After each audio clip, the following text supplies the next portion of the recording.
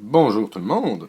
Alors, aujourd'hui, on va voir comment est-ce qu'on peut évaluer le coefficient de corrélation. Donc, donner une valeur numérique. Évidemment, ça va être une façon très sommaire.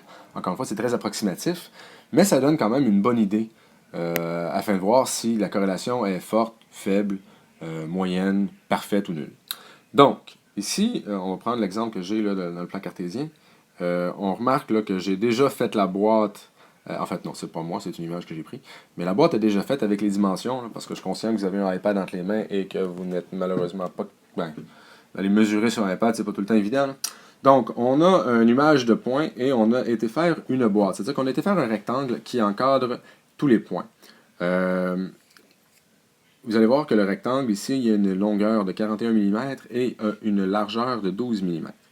Donc, ce qu'on fait, c'est qu'on va tout simplement prendre le rapport du petit au grand côté du rectangle. Donc ici, le rapport du petit au grand côté est de 12 sur 41, c'est ici. Et on soustrait cette valeur-là à 1. Ça nous donne donc, dans notre cas qui nous intéresse ici, 0,71. Et c'est tout simplement ce qu'il faut faire. On fait un rectangle, on prend la longueur, la largeur, on mesure, et on fait le rapport, et on obtient la réponse. Évidemment, vous avez cru remarquer qu'il y a un plus ou moins devant la formule. Je ne l'ai pas placé dans l'exemple parce que ici, ça ne valait pas la peine étant donné que je savais de toute façon que mon coefficient était positif. La raison pour laquelle je le savais, c'est tout simplement que ma droite, vous voyez ici, on a tracé une estimation de la droite de régression.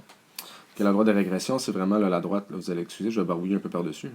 C'est la droite qui est au milieu du rectangle ici. Là. Bon, évidemment, moi, ça ne donne pas une droite, mais pas du tout. C'est ce qu'on appelle la droite de régression, qui est une estimation de la relation, si on pourrait dire, là, qui existe entre les deux données.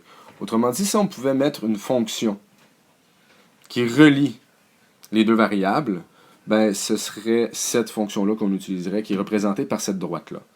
Donc, ici,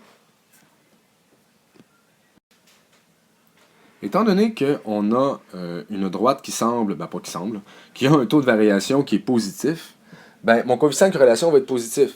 Et si la droite avait un taux de variation qui était négatif, eh bien dans ce cas-là, mon coefficient de corrélation est négatif. Donc on a tout simplement besoin de regarder notre nuage de points pour avoir la réponse à savoir est-ce que c'est négatif ou positif. Donc ici, on voit très bien là, que ma droite a un taux de variation positif. Je savais donc que le coefficient allait être positif. Donc c'est la raison pour laquelle c'est plus 71 centièmes et non pas moins 71 centièmes. Alors voilà comment on peut estimer le coefficient de corrélation lorsqu'on est face à une situation, une distribution de variables.